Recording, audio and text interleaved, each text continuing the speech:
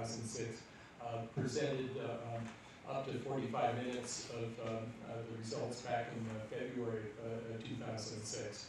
And there's much more to present. So he's going to do a quick recap, and we're looking at audience participation here. And I want to thank Stephen for all the work he put into what you will see is obviously a very extensive survey. Mm-hmm. Thank you kindly, Dennis. So we figured we'll, for the benefit of people who weren't here last year, I'll represent the slides and maybe take 20 minutes on that. Then we could have an interactive discussion in as much as people want to. And then when that peters out, then we can break up into groups. So just to get an idea, how many people got this talk last year in May? May, I think it was May. Okay. Pretty sure it was May. Okay, so we're just trying to zip through these things. So I checked the list membership today. There's actually now 400 members, 397, 303 fully subscribed, 96 digest. So things have moved on even more since. So this is the state of things as of April, May 2006. So we had 103 responses to this survey, 83% response, counting 130 active members, which is our tally of who came to meetings. And this had changed to some extent since the last time we ran it in March 2003. And so I tried to present some slides to tabulate what I think are people's points of view and interests, but anybody who wants to get access to the SQL data, I'll probably make that available anonymized, so you can do that. So people wanted to know, why are we doing this? Why are we collecting data? What's the point? Why should I care? Why should I fill this in? And so it was basic logistical stuff. So, okay, so people complain about, you didn't cover my favorite topic or my favorite package. Or is anybody else in this group interested in, you know, a certain application on a certain platform? So we wanted to quantify who is and who isn't. And what are the really sort of niche-y things that only a few hardcore are really interested in? And what are the broad interests that haven't been covered yet? And then how do we migrate that into inviting speakers that we know will be of interest to people, speakers that people know, that people like, have seen before? Where do we need volunteers? What are the issues internally that the group needs to organize? Those sort of things. So we had some basic questions about people's level in Python and how much they use it. So we've got a sort of a very broad cross spectrum of users, from complete newbies, which is fine, to PSF members and everything in between. And sort of it splits up into people who use Python more than 50% on the job and less than 50%, and that kind of splits evenly. So there's some hobbyists, some full-time developers, some multi-skill developers, different profiles like that. How many meetings people attend a year? The median of this is so we have 24% of people who are list lurkers who don't come, and that number's probably increased quite a lot. 29% of people who only come to less than a quarter of the meetings. 32% of people come to less than half of the meetings. So the median of this is pretty low. So, you know, we asked for constructive discussion on, you know, is it that the meetings are hard to get to, or you're not interested, or you really need them to be advertised earlier so you can carpool, or just that the topic doesn't interest you? We got a bunch of opinions on that. As to how long people have been a member of the group, the sort of shakeout of this was that 72% of the people have been members for less than 2 years. So the membership really is changing radically. And in fact, you can see it from the graph. So as the venues have changed and time has moved on, so we're now here. If you can extrapolate from 160 to 397, then that's where it is today. So I don't. So therefore, we'll fill all the Google campus by the year 2015. So this is I don't want to dwell on this one. This is, you know, one of the contentious issues, which is, where do people like to have the meetings? Everybody knows that. If you've been on the mailing list for more than a month, you're aware that this is a very passionate subject. I was going to try to suggest we orient the discussion tonight towards more basic stuff, like simply topics, speakers, organization, that sort of stuff. This is like a sort of higher function we can aspire to. So that's in the slides. You can refer to that. So then we had some other surveys of platforms that people work on, which IDE, things like that. It's not massively relevant. So one of the most important things was what are people's objectives for the group, as in either the email list or the meetings, or both. What do they want to do, and also what format of meeting do they prefer for those who come to the meetings. So this is some arbitrary ranking, numerical ranking I had to give it.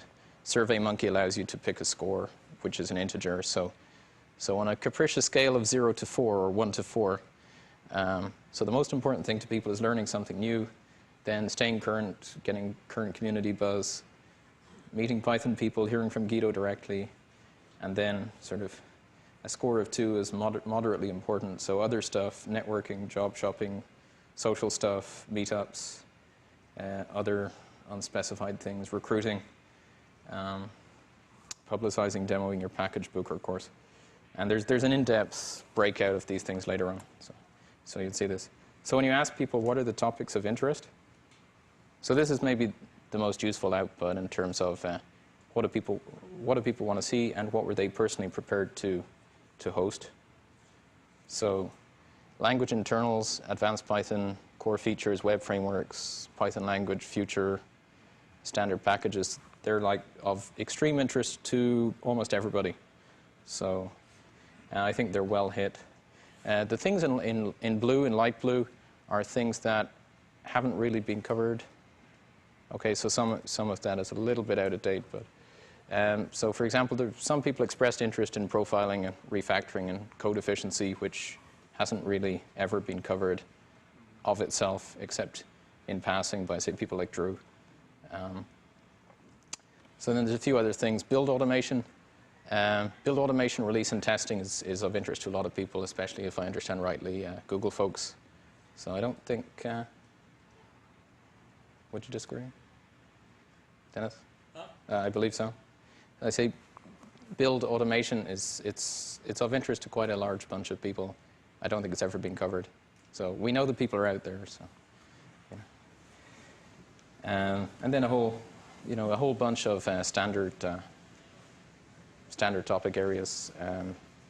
Everything from business logic, databases, compiling, IDEs, cheese shop distribution, how to package something for distribution, more content management frameworks like Clone, which was supposed to be tonight's topic, text processing, things like XML, CGI, and so on, GUI methodology. So then, sort of topics of moderate interest. We maybe bring this slide up later if we're discussing, but there's a whole sort of universal cross-section of things that people are interested in. And the most important thing about this is most of it hasn't really been covered in a talk here. Everybody's enthusiastic about something, so most people are capable of speaking about this stuff. Everybody has maybe slightly different niche interests. So for example, when you talk about evangelizing or commercializing Python, startups, segments, business studies, venture capital, what's getting funded these days. So that's maybe something that's of extreme interest to some people and maybe not to others. So all of these potentially could be built out into a talk if people were willing to make it happen. And then this is stuff the final list of stuff that's of niche interest, or it's of strong interest to a small bunch of people, but generally not. So, for example, there are people who do Iron Python.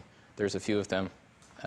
They say a lot of good things about it, but again, it's never been published. Personally, I'm interested in electronic design automation, chip design, CAD, scientific applications, but many other people aren't. So the take-home stuff about this was there were some topics that are of general interest, some topics that are for newbies, some for advanced. There are pretty popular topics that haven't ever been featured. I think functional programming still wasn't, unless I'm wrong. GUIs is always popular and has never really been, as in, not just my favorite GUI, but how to build a GUI application, or a survey of designing with different GUIs, that sort of stuff. And porting as a topic in and of itself, databases, things like that. And then there's the niche topics. This is the sort of SIG material, special interest groups maybe, so stuff that bores some people but is interesting to other people.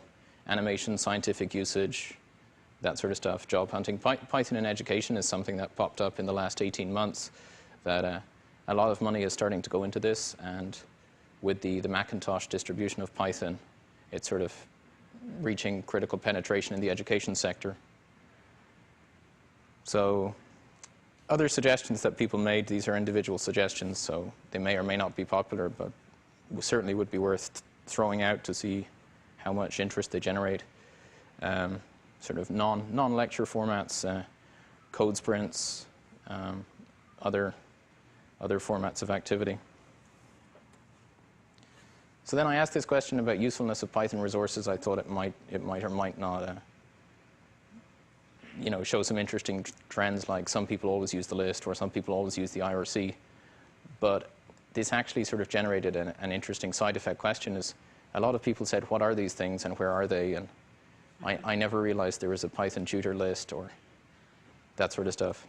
So in and of itself, a review talk of these are the main Python activities, and for sure OSCON and PyCon are really popular.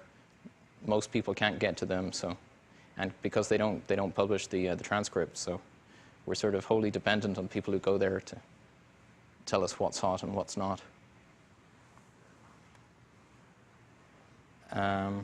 This is a sort of a comment that's been kicked around a lot. What are the preferred meeting formats, or what do people like, or what do they not like, or what would they like to experiment with? So the sort of monolithic one speaker technical talk or detailed presentation from the podium, that's one format. It's sort of marginally the most popular, but the second priority was people expressing a preference for all of the above. People suggesting several speakers on various topics. And so the consensus was it didn't really matter. People didn't really care if it's one speaker or several speakers or whatever. They just want to make sure that the speakers sort of practiced before and that the presentation will be interesting and that they'll get something out of it. So there was a suggestion you can sort of give new speakers a 5-minute or lightning talk sort of audition, and that's a good way to help see if they have material and if they can capture the audience. Interactive workshop and learn-a-thon, it's an interesting proposal. It takes a lot of organizing or coding sprints, so it's heavy duty, requires a core of volunteers to do it. So if it's going to happen, it would need a group of volunteers to drive it. So then snippets and lightning talks are useful. It was done in the past. Anybody who writes some cool applet and wants to show us something particularly clever they found, or a book review or a mini conference talk, something like that. And then the other formats, Q&A formats, discussion, roundtable, quiz, whatever, special interest group, breakout discussions, and other things. People are interested in social activities as well, and some people have expressed interest. Yeah? Mm-hmm. You expressed at one point that you were surprised that book reviews were not as popular. Sure. I haven't seen that on the slides. Is that not there yet? Would you please repeat the question? Sure thing, yeah. So whether book reviews are popular or not. I didn't see any justification to your statement that they weren't popular. I'm not sure where that is. Yeah, it's it's a good question. I mean, we didn't list it as a separate activity. We thought 5-minute talk covers it. And yeah, they're perennially popular as long as the book is of general interest and the person can present it well. And so Tony, I don't think he's not here, but so Tony Capolini is coordinating that.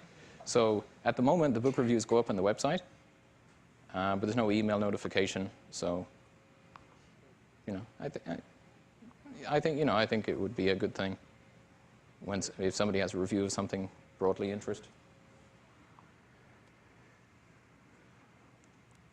So this is where the rubber hits the road. It's like, if we put a gun to your head, what topic could you volunteer to speak on, or what topic would you be least unwilling to speak on, or what can you do for us?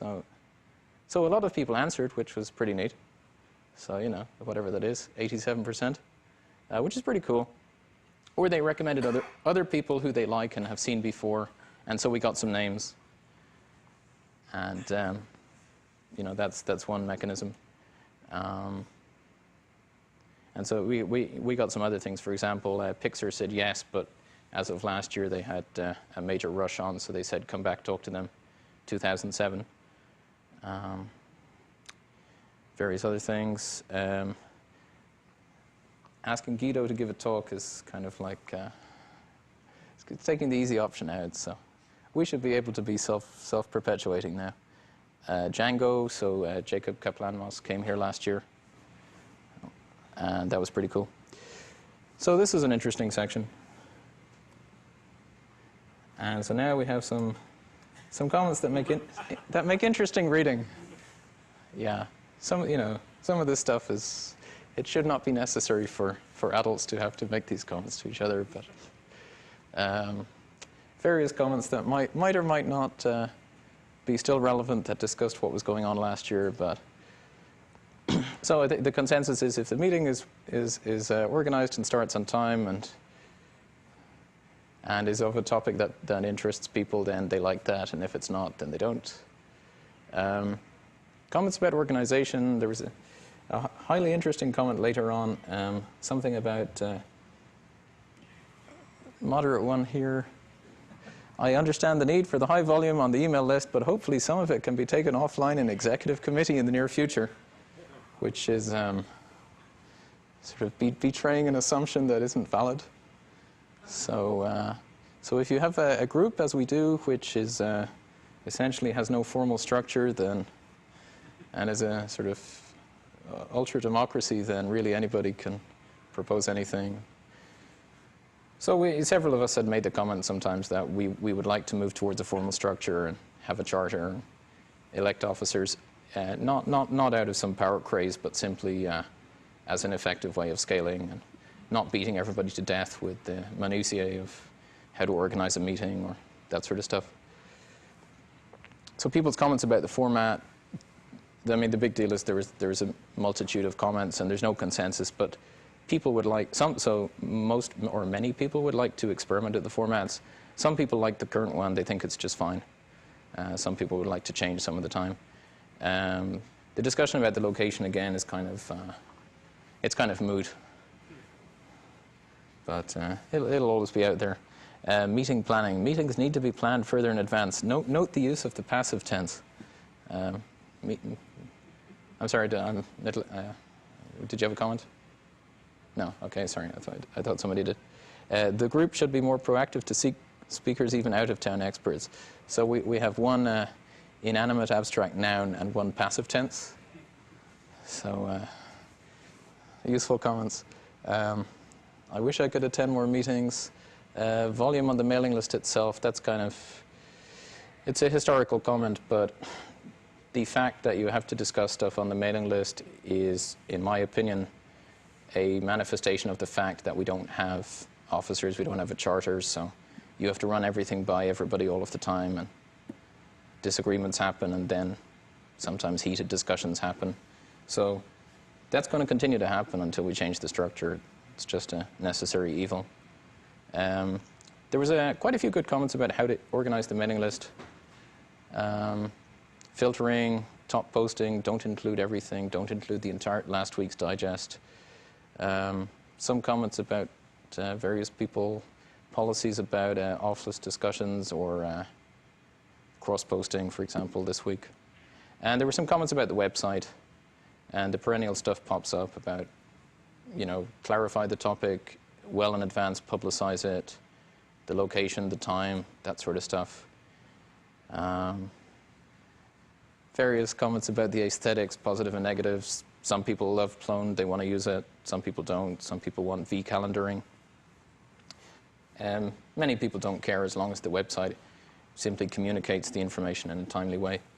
Some people suggested creating a community space on one of the social networking sites, and again, some people want to do that, and some people would like to show who they're networked to and have a link to their website, and some people don't for privacy reasons and stuff. So this is probably not relevant since we're not organized enough to be able to do this stuff, so we should probably pass over that gently. Stuff I learned from running the survey, from bottom to top. Explain to people why they should care, why they should answer it, what's in it for them to help us orient this. If you don't get a high response rate, so you have to bribe people to get a representative survey. And you've got to get enough detail out of them to understand what they really want. So what I found is the closed format questions where you ask people to choose are hit and miss. If you really do your homework and you find out what people say top 30 topics are, then you can get a good answer. But if you give them an open format and say, what are the top 3 actions that you would like to see the group take or that you will personally volunteer to take in the next year, you can get some much more focused answers. So, as I say, question design, it's not trivial. Some people complain about SurveyMonkey itself. Whoever wants to volunteer to run the survey next time it runs, whenever that is, you can bypass the limitations, but you can only ask people so many questions with so much level of detail. Sort of sweet spot is maybe 20 or something. So if anybody actually wants to write a survey engine, which would be a cool and neat thing to do and is actually quite non-trivial, so if it's capable of handling SQL and generating HTML output, so it was a suggestion. So I can see the volunteers are lining up down the corridors. And then there was a sort of meta discussion, and this is the sort of thing that if this happens on the list, then it irritates some people, or if it happens at meetings, then people say there wasn't a consensus and they don't know what's happening. So I'm simply going to state, based on people's comments, that there's no formal mechanism for making decisions. Legally speaking, there is no Baypiggies, as Dennis was pointing out with respect to the PyCon 2008 proposal that Russell is looking into. So Russell's looking at what? the PyCon 2008, What am I looking into? the PyCon 2008 proposal. That's right? Someone else. That's somebody else. Okay. Alvin, sorry. Okay, my mistake. Yeah. So, but legally speaking, we don't exist. To what extent that matters. We got some useful feedback from Rich Moran, who's a guy who only comments on the list, and he's very active in a bunch of scripting SIGs. And he pointed me to Rick Moen's essay on linuxmafia.com about how to organize your Linux user group. But he has some good comments, and he's saying, you need as much or as little structure as people want, and targeted to their needs. So, if pizzas and raffles are what attracts them, then do pizzas and raffles. And if you want a full shebang 20-page charter with corporate officers, then do that. But so that was a comment.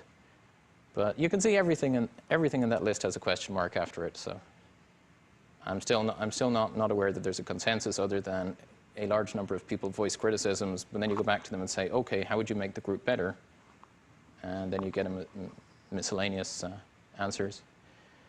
But one of the most common complaints made by people who are on the list but don't come to the meeting, so it's, do we have to universally discuss everything? Can we delegate? Maybe we shouldn't. Can we appoint leaders with define their responsibilities? Is the whole thing non-scalable? So is it order of n squared to the number of people in the group, the number of discussions that can break out?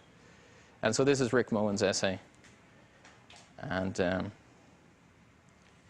some comments about off-topic list volume, and if that was a necessary evil, if it really means people are plotting against each other, or simply that some discussions are not worth or educational enough to be put on the list. And then there was a meta discussion about, do we need to split into a Baypiggies announce for the people who are on multiple SIGs or only come to the Bay Area rarely and only want to know when's the meeting on and what's the topic. Baypiggies jobs for people who aren't interested, don't need to subscribe. An internal organized list or something like that, and people who actually want to talk about Python. And so then some further principles based on what people said. Since the group doesn't legally exist, and since we never said what our charter is and what our aims are and what they aren't, then there is necessarily difference of opinion about what they should be. Is this a technical group? Is it social networking? Is it both? Which community are we serving? Do we have a charter to have, say, newbies evening every now and then? You know, but also we want to have expert talks as well. Do we encourage, how do we encourage new speakers? That's something that used to be done. It was good for participation. Personally, I think it was pretty cool. And as I mentioned, things like book reviews or code snippets are a great way to get somebody to present something new and tell everybody who they are. And then the controversial opinion, meetings are never cancelled for lack of technical content, which is something we've flirted with in the last few months. So I'm sure everybody has a different opinion about that one. And then I quoted some flippant and completely useless thoughts.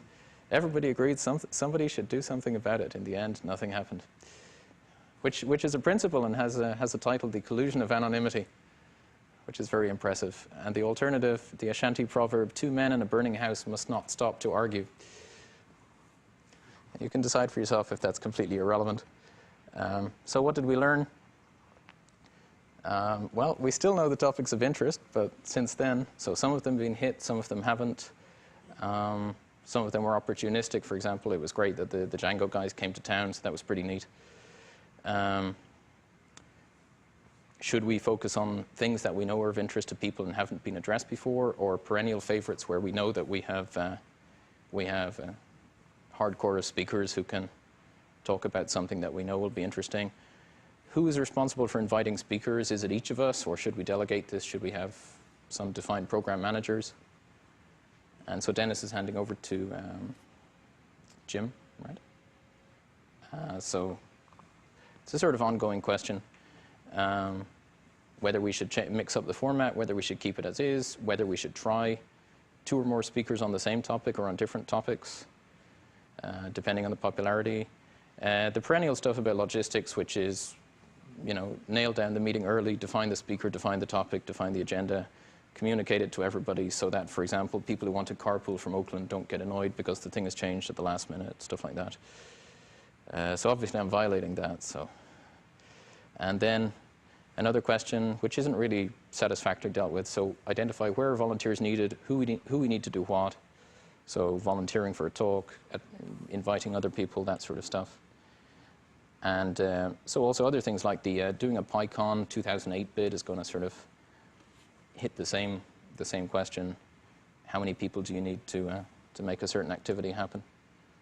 So to recap, the point of the exercise was understand who's the member base, where is it going, what do people want, what are their interests, what level of organization do they want and what do they need it to do, where do we go from here, which is just, it's as much an open question really as when I threw it out. And so now maybe let's have the interactive discussion part. So I think we have about 30 people here tonight. Might I ask that, one, that the speaker repeat whatever's asked, and 2, that people who want to ask questions go up to the microphone? Yeah, cool. So anybody got a question? Dennis, okay. But this is not so much a question, but an alternate interpretation of one of the slides where you talk about what people are interested in. First, let me note that the questions were asked basically before I'd started organizing sessions. So the list of complaints against me would be different. They aren't up there yet. And so maybe that will come out in discussion. Go back one more. Or where you, the format, yes. This one, yes. Or the format. I think this one? that, yes. I'd interpret this as saying that there's very strong interest in technical presentations. Let's take a mix of all of the above temporarily. The top four that remain then are all presentation or educational in nature. And the ones that are at the bottom are all social, many-on-many kinds of interactions. So that you see that if we can take out a mix of all of the above, that the professional presentation rise to the top and the many on many fall to the bottom. Now let's put mix of all of the above back in. I think that you would need to apportion that by what's risen to the top and what's fallen to the bottom. They aren't all equal, and I think that my interpretation is that there's a preference for technical presentations. Does anybody else want to comment on that? Yeah, Can I ask you what yeah, sure. Can you go to the mic, please, Chad? Oh, okay, sure. What's that scale, or what are those numbers? Yeah. Can you repeat what he said since Sure. you go to the microphone? Sure. So what is the numerical scale of this table? It's an arbitrary ranking from SurveyMonkey. So basically, 4 would be is of extreme interest to everybody, and 1 means none at all. So 3 means very interested, and 1.83 means not really. But just to point out, I mean, these are not exclusive. I mean, you can have a beer and Python bash meetup at the Thirsty Bear in San Francisco on a Saturday, and that's, it's not like everybody's fighting for the 1 hour time slot a month, so, or 90 minutes. Serena? Hey. So I'm totally new to this, so I have 2 questions, I guess. Did you ask how people found Baypiggies? Because it seems very random, how people find this thing, which of course is as it should be, but it's interesting to see how many people find the website, or, is it word of mouth and stuff like that. Mm-hmm. And the other thing is, have you guys seen growth? I saw there was growth on the mailing list on the subscribers. Has that growth been reflected in the actual attendees here? I'm just curious whether you have doubled here as well as on the mailing list. In the meeting attendance? Yeah. Yeah, kind of. I mean, so that you can't get the historical server logs previous to 2006, but it's kind of increasing exponentially with sort of hiccups. Do you want to tell us how you personally found the group? Oh. Through Google? Started a project called Plone. I'm sorry? So started a project called Plone. Okay, sure. You might have heard it. I heard it from Whit Morris, I guess. He used to live in the Bay Area, and I'm sure he's been here a couple of times. Mm-hmm. And he said, you should really go to Baypiggies now that you work at Google. So, all right? Yeah, sure. I mean, there are certain packages that are Python-centric that, or Ruby-centric, or, there are people who are sort of agnostic, and it's like the package attracts people to the language.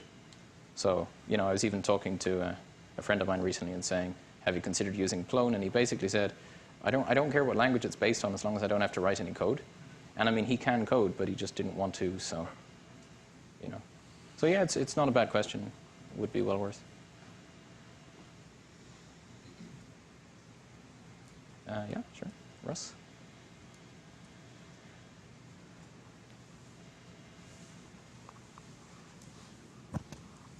I'd like to speak in favor extremely of the snippets. Another organization I have been to is called the SV Lug, and they had a thing called Nifty of the Month, which unfortunately I think has faded away to my disappointment. But I sort of see snippets and Nifty of the Month as similar things, and they're short, and you can possibly even write them down and maybe even use them. Uh-huh. Is that like American Python Idol? Yeah, we need a sarcastic English judge and substance-taking dancer. But no, yeah, seriously, it's like the question people ask about that is, do you just set a line in the sand and say we're having snippets evening in April, come hell or high water, and everybody get cracking, or what? I mean, so if we said tonight we're having snippets evening in April, so every month, one thing. So I mean, it could be popular. The traditional. I'm sorry? They were usually like 5-minute. Yeah. So a snippet evening where you have 25-minute snippets? Or? Well, one each night. Right, one each night. Yeah. I mean, at least historically, they sort of bundle them all together. No, I mean, there's pros and cons. It's if we want to, we can suggest organizing it and get one person next month and see how it goes and get a reaction. Chad, yeah. Can you go back to the list of topics that people were interested in, Uh-huh. please? Yeah, sure. Yeah. So, first of all, if you haven't already done this, it'd be good to maybe repost this or a summary of this. Although it's actually a really long list of topics. Yeah. You know, which is maybe good for getting people to, if they have one of these that they might want to give a talk about, get them interested. But it also, it seems to me, you might want to have a smaller list of topics, sort of. Yeah. In fact, the original one was twice as long, and I had to amalgamate them. And Yeah, believe I it or guess, not. So. yeah. You know, again, I don't want to give you the job of, or anyone the job of having to redo a survey, but it's sort of like, you know, are you interested in Python web technologies versus Python, you know, data, you know, technologies or whatever. Sure. Yeah. If anybody can help me, I was trying to sort of distill this. I was asking the question. So if you did do SIGs, so there's web framework folks. There's core technologies. There's language fundamentals. There's, let's say, XML. There's animation. There's numerical scientific engineering usage. And then there's other things like, say, packaging distribution. So yeah, it would be neat to distill this into subcategories. But please help me. Send me a comment, or I'll put this out on the list within the next few days. Please do send me your feedback on that. yeah. So I'll probably post to the list as well, because I have a sort of a few ideas for either topics I might want to give or talk about, or just get people to give me some feedback and maybe get other people to talk about them. Some of it which is like this, like snippets type related things, as well as other things. But I was wondering if we have anyone by the way, my name's Chad. I'm a long time sort of attendee of these meetings, but I've been gone for over a year, so I'm sort of back recently. But and I'm very interested to see all that's changed in the past year. Now I forgot my question. But what was it? I knew I should we decided to become the Ruby interest group. And what? So actually, Ruby, by the way, having been away for a year, I come back and there's a lot of interest in Ruby now. Ruby is, along with Python, is sort of really growing by leaps and bounds. It's getting a lot of attention. That would be, frankly, a very good topic if someone who is sort of knows Ruby and is looking to Python or vice versa. I'm actually looking for some of the things I'm doing. I'm thinking of porting them to Ruby. Just A, to get used to Ruby, and just B, because it maps so well. It's sort of like, if you have a good idea in Python, why not do the same thing in Ruby? Yeah, Ruby on Rails keeps coming up, and people keep saying, hey, somebody should give a talk about Ruby on Rails. I don't know why it hasn't happened yet. But. I've noticed, I think the very last item on that list, if you go 2 pages on, is Perl. Right. Yeah, but Just Perl. But again, right, so this is where I was going to sort of like calculate, it's not just the mean, the standard deviation. So what that really means is, there's a bunch of people who use it or have to use it, have to be multilingual, like me and other people I know. A lot of web people, you're forced to do this, or you want to use libraries that don't exist or aren't mature or stable. So, some people do use it necessarily and some people don't. So one crossover topic I was suggesting is Perl to Python migration. And there's actually a pretty okay book on that, which I think is in its 2nd edition. Yeah. So now I remember sort of what I was talking about is, A, do we have sort of a good idea of what people have honestly proposed maybe for the upcoming few months to sometime this year to actually talk about? And B, it would be nice, or it'd be interesting maybe, to have, everyone's willing to talk about the kinds of things they'd like to see a talk on. But without necessarily committing people, it'd sort of be nice to say, well, like, if you're interested in contributing, what could you conceivably talk about? Without committing to actually doing a talk yet, but like start thinking about like, if you were forced and someone said you have to give a talk on Wednesday, it's your moral duty, what would you talk about? Yeah. And sort of getting a list of what those, in other words, what skill sets and knowledge and so forth, what experiences and that do comprise the people in this group who could present. And I think that would help to sort of maybe narrow some of these things down and start to get it more concrete and getting actual talks scheduled and done and so forth. Yeah, no, totally. And I mean, one of the ways I was trying to narrow it down is give people, here's the top 10 list of topics we know are of general interest that haven't been covered. So, you can read them off here. So, yeah, I see that in the pie charts, we have sort of like 50% of people I think who are new to Python and just kind of want to network and find out more about it. And then you have 50% of people who maybe use Python at work or just have been using a long time and might be able to do sort of these advanced topics and so forth. And I know that beginners would love to hear advanced topic discussions, even if it's seemingly over their heads. But at the same time,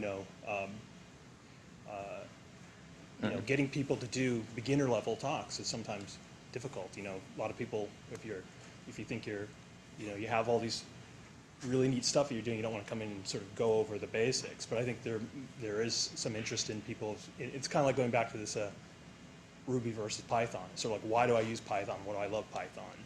And a lot of people are coming in sort of saying, I think I love Python, and but I haven't. I looked at all the library features. I don't know what they do.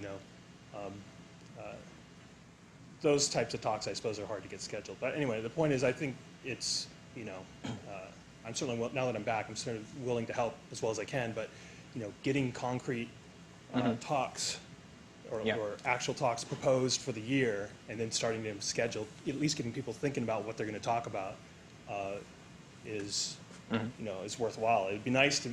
I know you would say, but it'd be nice to be able to say that for the month of February or March, we have 2 talks lined up. If one person can't make it, we have the other person. Sure. If one goes over, or these types of things. You want to always be ahead of the game. And I think if things have grown as much as they have, I think we're getting to that point where we should be able to have people who can talk. Yeah. Look at me, I can talk at length on anything, right? Sure. So anyway, I'm done. That's No, I agree. Dennis wants to go on. I'd like to point out an opportunity which we didn't see when this survey was taken, which I think really affects what we set as our goal. And that opportunity is that we now appear to be videotaping and distributing these talks on a regular basis. It took a while to kind of get in the groove so that the talks would actually get videotaped, as Stephen well knows. Because his first talk wasn't videotaped and just sort of slipped through. But we're pretty much now in a groove. And what that means is that we can have worldwide English-speaking scope, right? In other words, if someone can understand English, they can download the video and watch it of the technical presentation. So that gives us an opportunity to evangelize and teach on a scope that was simply unavailable to us before. And I think that we really ought to be factoring that in to what we attempt. Yeah. I wonder who's hosting that video. That's such a reasonable range. Posterity? Yeah, look at the URL when you run this, and that's who's doing that. I think they prohibit using the Google name, right? Hi everybody, I'm Wesley. I've been a member of Baypiggies since 1999, and we were meeting in San Francisco. Does anybody remember those days? Yeah. Oh, no. Up in the city? Just after that. Up in the city, you used to have to drive all the way up there, and now people in San Francisco have to drive all the way down here. It's kind of interesting. But just to follow on Dennis's comments, that because we're videotaped now, the location thing doesn't really mean as much anymore. If you can't make it, you can at least watch the videos. But yeah, we're missing 1999 and 2000, but we were up in the city for a while. It's quite interesting. So as far as talks are concerned, the easy months to schedule are February, March, and August. Did you guys know that? Because of PyCon. PyCon happens at the end of February, so usually the February talk is always it's a warm-up for people that have to give talks at PyCon. So we usually have 3, 4, 5. I think last year, wasn't this one in Ironport where we were in the dark? Where multiple people were giving their previews of their talks, and the power went out at Ironport, so we were doing it in the dark. That was probably the most interesting, one of the most interesting meetings we've ever had. The Great Python Kiss Chase at Ironport, yes. Right. And March is easy because someone's going to give a wrap-up talk on what happened at PyCon for all those people that missed it.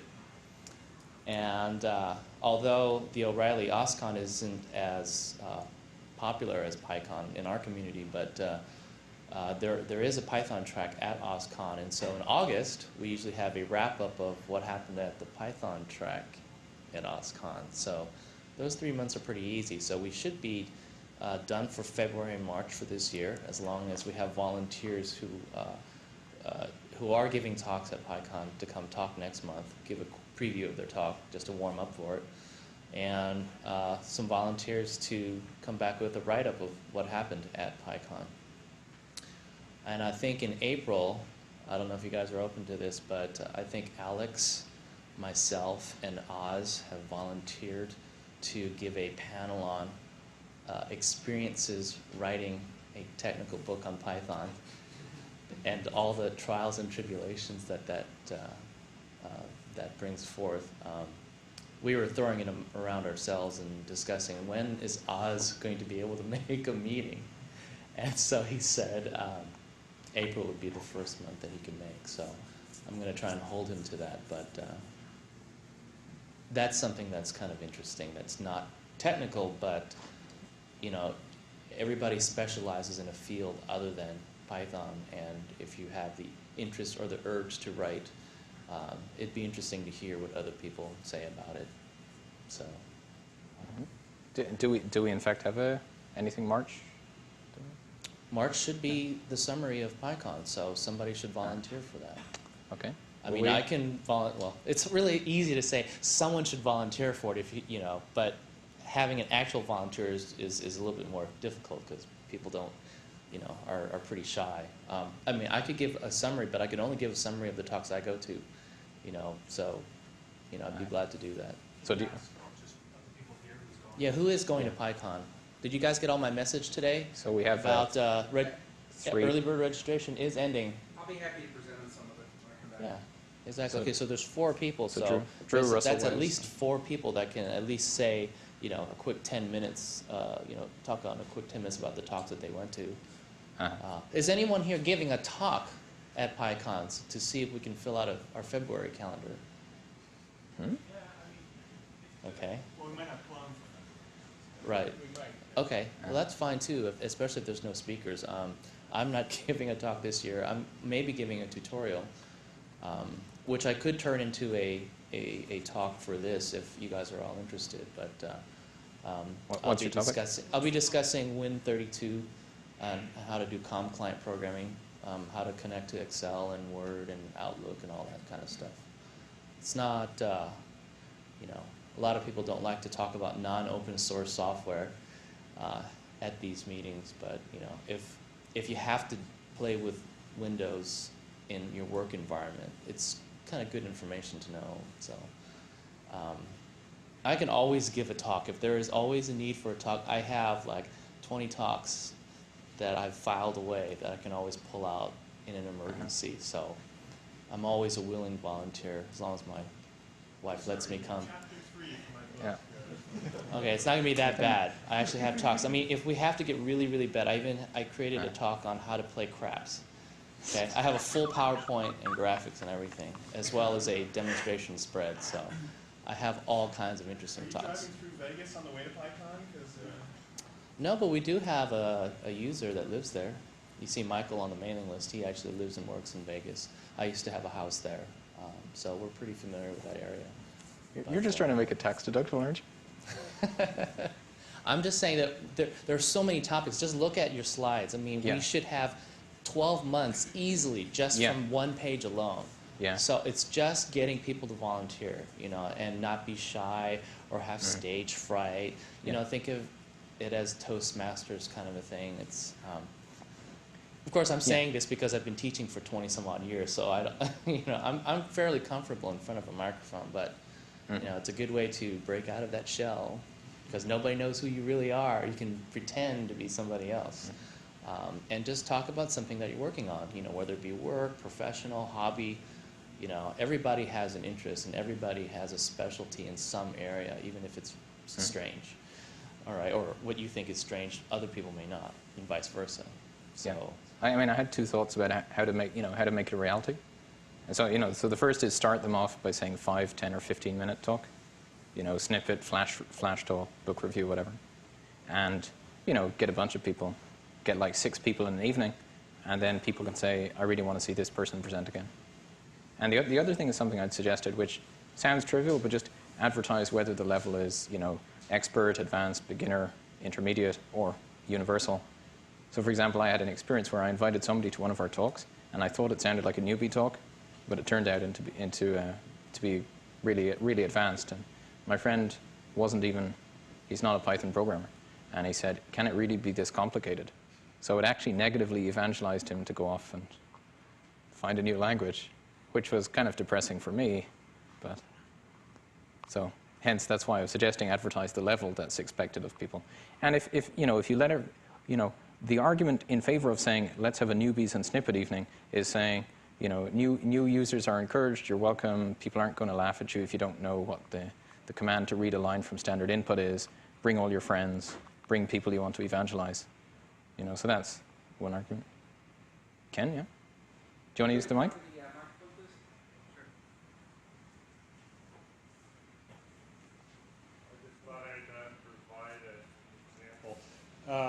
That if a lot of people are interested, I can probably throw together a 5-minute lightning talk on a little kind of a module to get started on writing a WX Python app in about 15 minutes. Yeah. The talk would be 5 minutes, and writing your application would probably take about 15 minutes. Okay, so you get thumbs You up have from an interest Drew in that? and me. Do we have time Sounds today good. to do it? Sorry? Do you have time today to do it, or should I do it another time? Do we have time today? Slightly more. Are you prepared? I also have a really short thing. Yeah, Sure. I can throw together. We can. Okay. We can do, what do you think? It's 8:20, so we're going to... Okay. Well, my feeling is, you finish up, let's not, because that would be crowding you, and and the other part of it is that there's nothing on this notebook of your talk, so there's going to be some notebook switching time too. Sure. So maybe I don't know. Let's Stephen. Well, we let the discussion run until we stop and... Might want to hear it. Who will come next week? Yes. Yeah. Yes. So yeah, if the discussion ends soon, then maybe, I would say. I'd like to introduce myself. My name is Jim. I don't want to bore you. I want to keep it brief, but I think I should introduce myself. I wonder what I should say. So Jim has kindly volunteered to be the organizer? Or? Well, I volunteered to help. And I want to say, I think it's important, I'm not a coder. I like engineers and talking to engineers a lot. And I really want to be supportive of open source, generally. I just want to add my little help. I'm a little ant joining all the other ants, and I push it in. With respect to this group, the kinds of things I can do is to call people up, email them, kind of try to get it together, remind them they're supposed to be there for the meeting, whatever that's supposed to be. I got a rather extensive experience in docs, so I could help you with this thing I care. I could help organize. I did a lot of training, so I can help with that if that's wanted. I can't come to every meeting. I don't know anybody who's a Python coder except for 2 women. I don't know who uses Python, what enterprises, except for Plone. But I do want to help. So the expectation I'm hoping to set is that you'll use me as your helper. You'll, let me know what's going on and coordinate, and we'll work that way. I think I've talked tonight. Sure. And I mean, I agree with you. Actually a review of which companies are Pythonic, where is it being used now, what are the killer packages, is a great start point. It's to talk to me. Hello, everyone. My name is Li Hao. I think Wesley was talking about me because I've been here a lot of times, but never said anything. And I probably, now I'm the only girl in this room. Anyways, I used to be a research scientist for a chemical intelligence instrument company. and I've done a lot of programming in MATLAB, LabVIEW, and C++. The reason I was using Python is because there are some algorithms. The research field I was in is chemometrics. So there are many pattern recognition type of algorithms that I want to develop and share it with other people, but I don't want to use any commercial or something to take me too time consuming. So I wrote probably only 2 or 3 kind of algorithms that I use daily for like principal component analysis, partial least square analysis in chemometrics to separate component in solution. But that's So that's signal processing library stuff, yeah. Yes, and then after I wrote it, I realized that somebody else already wrote it, and I could take it. In Python? Yes, right. in Python. And now I'm working for Dash Navigation, and it's a GPS company. A lot of things were written in Perl in the last of the list. So I was thinking I could wrap it up using Python, or someone could give me some tips on that. So that's about me. My feelings for this group, I wish it could be more educational, because I've been here a lot, but my most impressed presentation was given by Alex at Foothill College, because that's the most technical one. He was talking about the iterator, and I think I learned a lot from that presentation. We could do a lot more like that here. I think the reason that we are not doing too many of that is because people taking the technical presentation too seriously. It doesn't need to be. It could be people like Leslie or Russell. They're doing Python every day, and I'm pretty sure that they have something new to share every day. Just like little stuff. I'm doing this module, and there's something that I haven't noticed and haven't used, but it's really cool. It could be just several minutes of sharing of their daily job for experts like them. It will be really helpful for us newbies, and because I did waste some of the time just because I don't know there's something out there, and I didn't bother to do this research. Sure. Yeah, I mean, when you say educational, you mean to find out who's working on what and what's a cool package. Yeah, what's new out there? What did you learn today? Even little bitty, small things. Like I was using Google's bathroom, and there's, the things you could learn on the toilet seat. So I think I learned. She's talking about testing on the toilet. Testing on the toilet. Yeah, little tips. Like unit testing. Yes, that's really educational.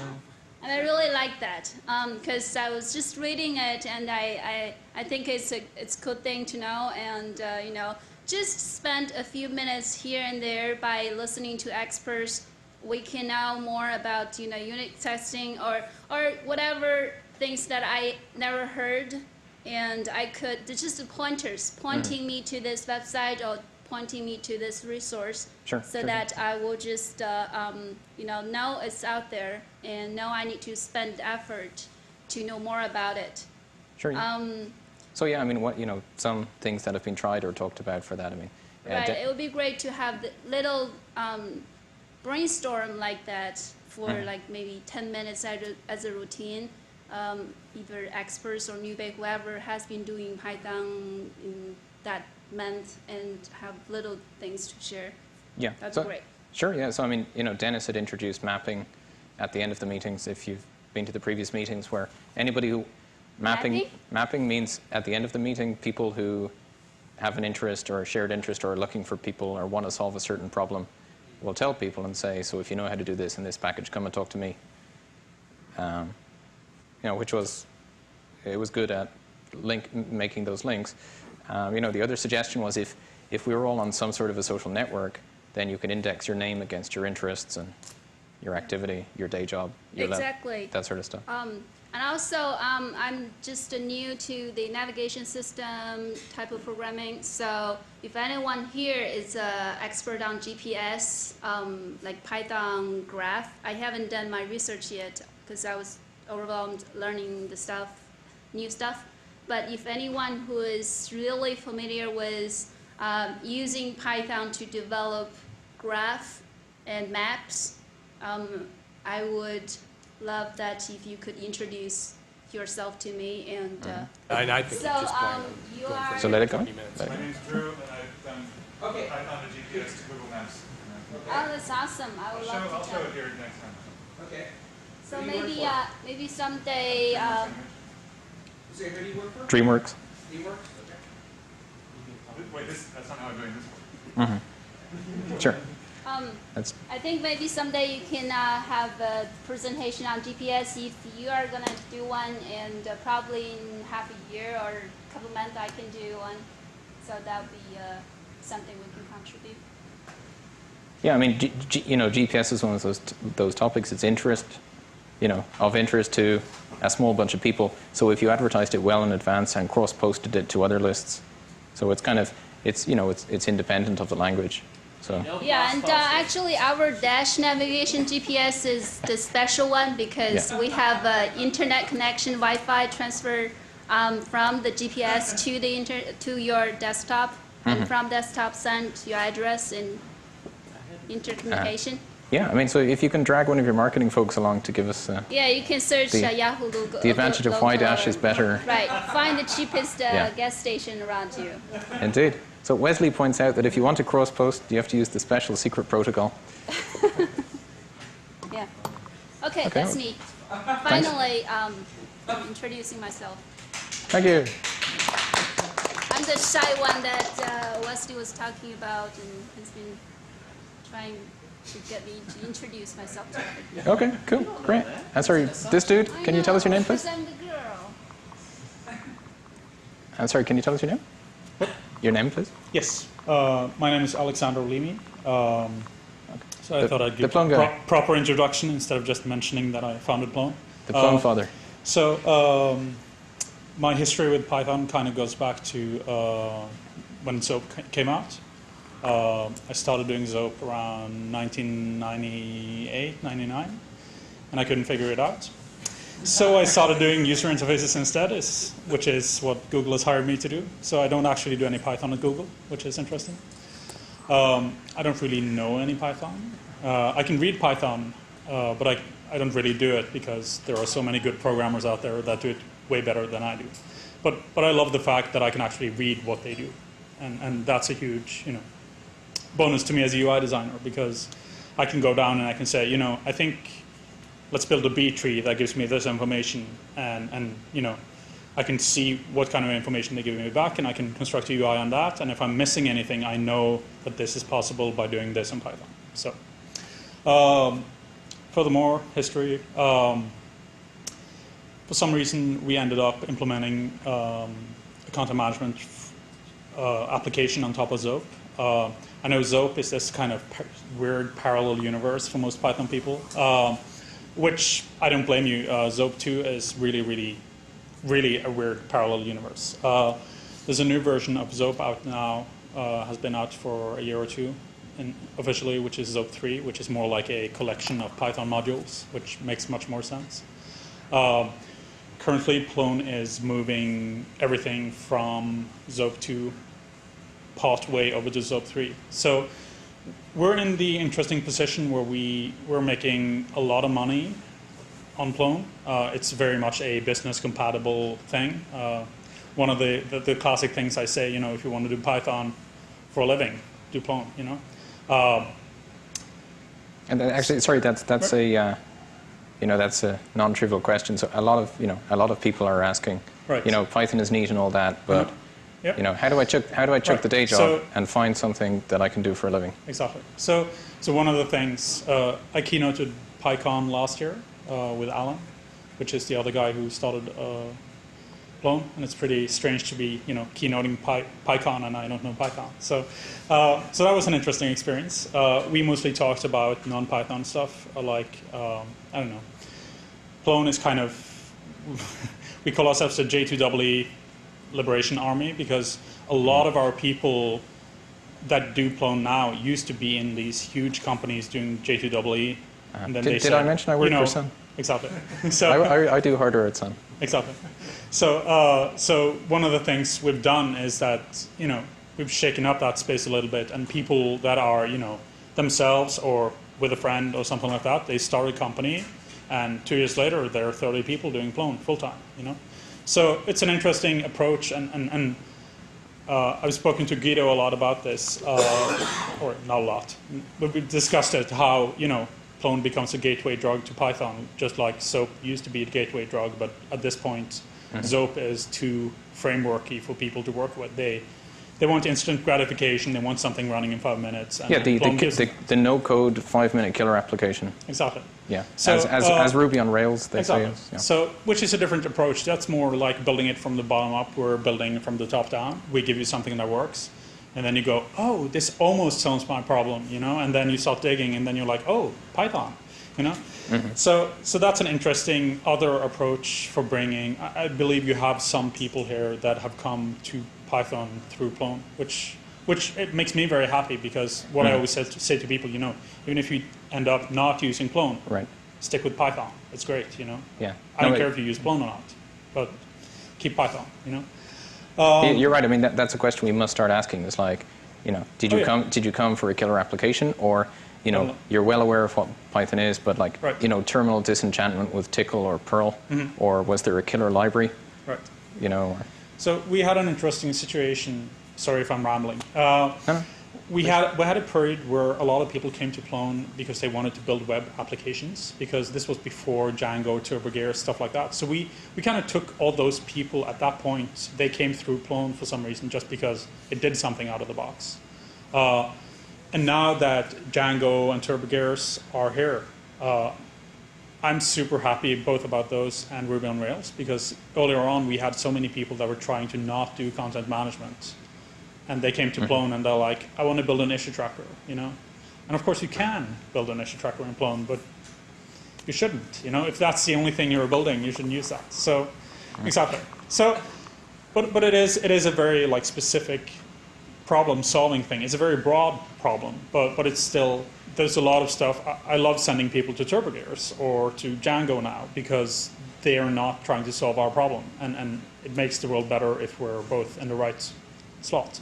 So, so for example, I know this is the missing, case study evangelism. So I know people who downloaded Zope and played with it or looked at it and scratched their heads for 2 weeks and chucked it because they didn't know how to, do Hello World or, and it happens. And unless you have that, the last mile, then you don't connect with the potential audience, and they all go off to, C# or something. Yeah.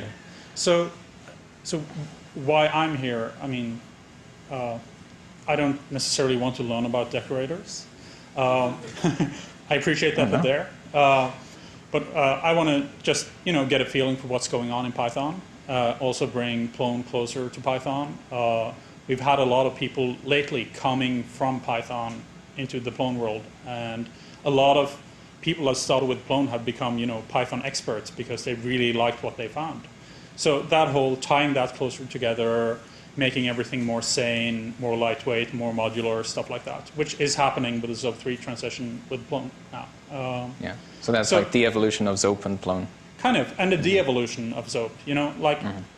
The best thing they did was to rewrite that thing. It took forever, but the people behind that application have this amazing domain knowledge, and they can start fresh and not worry about time, because Zope 2 is making us money right now. Zope 3 will in the future. And very few frameworks are capable of doing that stuff. Like, we chose to not rewrite Plone from scratch because it would be insane, and you can't do that. So what we do is we switch out modules one at a time. So the next release will, rip out the internationalization structure and a couple of the other structures and replace those with new components that do the same thing. We have a very test-heavy culture, which is also interesting, which is why we can modify the plane in flight, because we know the tests run. Oh, okay, so then at least the application did what it used to do, And in theory, of course. You don't never have perfect test coverage, but there's a lot of, I don't know, I know way too little about Python compared to what I should.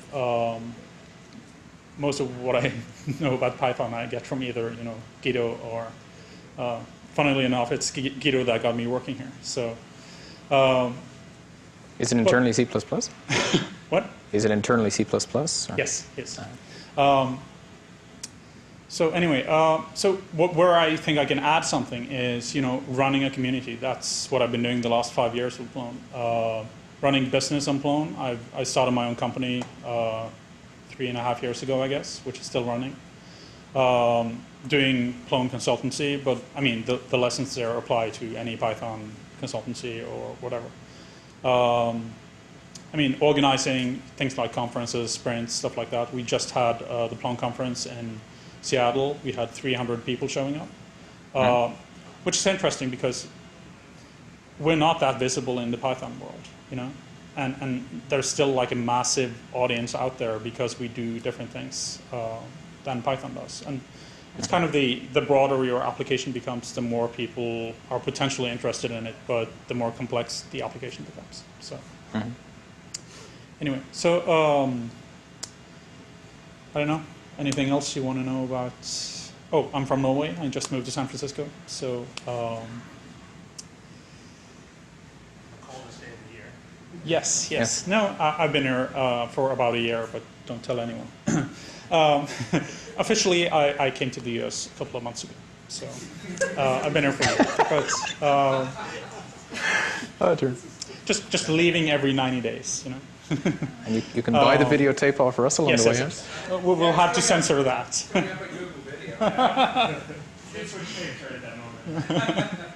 But just to note in passing, I mean, even the the fundamental question, how do I make money?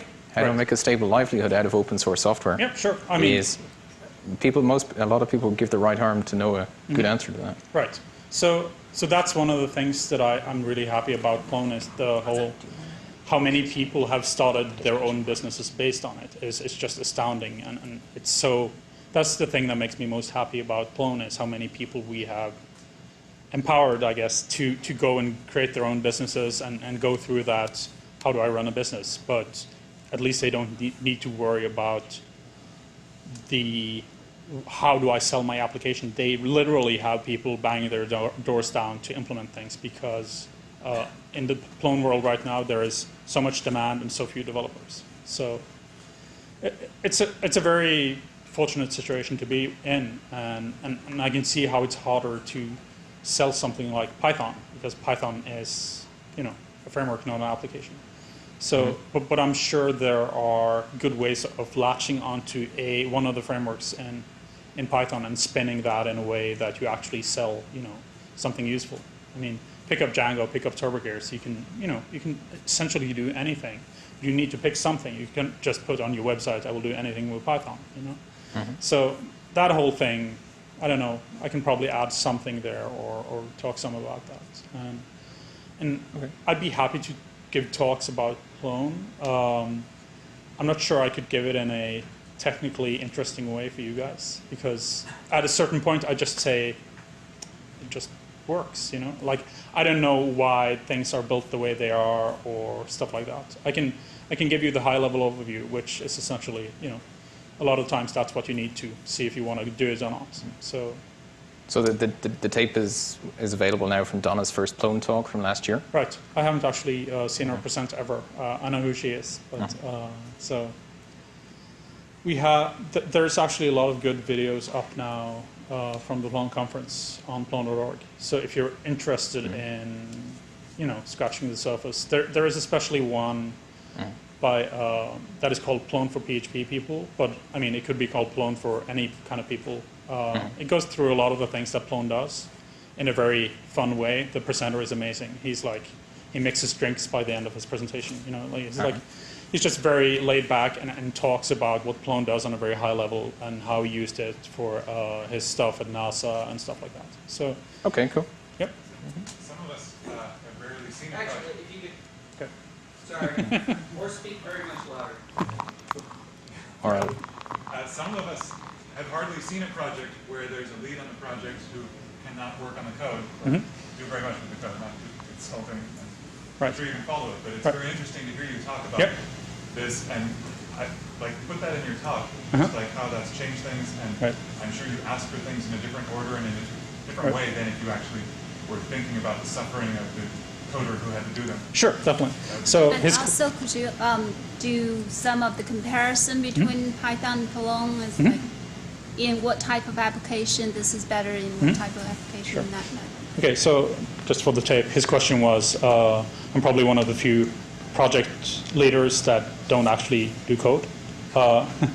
So actually I do write a little bit of Python, but it's mostly like, this is a list, I don't want a list, let me make it a string.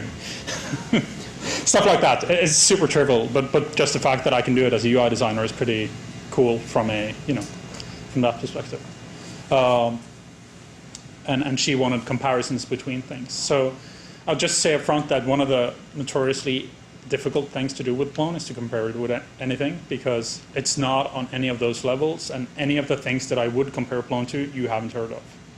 It's things like, on the high end you have Documentum and Vignette and those kind of things. You have Red Dot, you have other content management systems. You don't really say, this is Plone and this is PHP. PHP is on a totally different level. But I'll try. I mean, there are a lot of things that if you see these patterns in your problem, yes, you need a content management system. If you don't see them, probably Plone is not for you. So I can try to do something like that. Or from the end user perspective, like I just want my site to do X, Y, and Z. Yep. So for example, Donna was showing us how you want to have a discussion, you want to add a discussion, box on the end of an article. Yep. So that's one of the key selling points. Right. From her point of view. So what he was talking about is also how, Plone is driven from two things, essentially business needs. Like if a business comes to us and say, we want Plone to do this, hopefully that will get merged back if it's generally useful. And the other thing is end user driven. I used to do a lot of training, which is an excellent way of doing paid user testing. Don't tell anybody I said this. You get paid really well to see how people screw up with your application, which is amazing. You stand there and you're like, how on earth could they not get that? Like you spent like hours constructing this thing, and the tiniest thing trips them up, and all your fantastic workflow and magnificent UI doesn't get used because they don't get past that one little brick that is in the road that they could just, step over or ignore. And that's pretty sobering experience. I don't know how much user testing you've done of your applications, but just put it in front of your mom or your girlfriend or whatever and just see what they do with it. And it's just amazing to see how that affects it. And drive applications that way. It's an interesting way too. Anyway, okay, cool. So we there's critical mass for Plone. Here, so. There's definitely a critical mass, and there's a different bunch of different ways to come at it. Compare it to other frameworks. So one of the things I always mention, this will be my last thing, hopefully. The stripy cane is coming out. It is just how big it is. Like we have 200 developers, which a lot of people have no idea that we have that many people working. There is about 500 add-on products, which is insane. And a lot of them are bad, which is a huge problem because people install randomly. You've seen people with computers, right? They install anything that is downloadable and installable.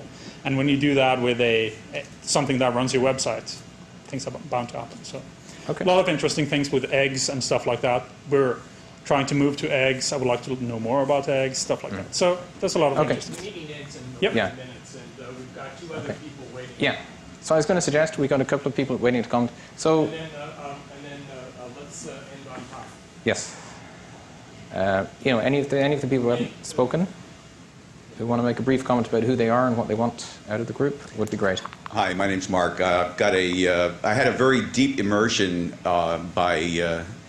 what's the trial by fire with Python a couple of years ago when I joined OSAF and became one of the build engineer for the Chandler project.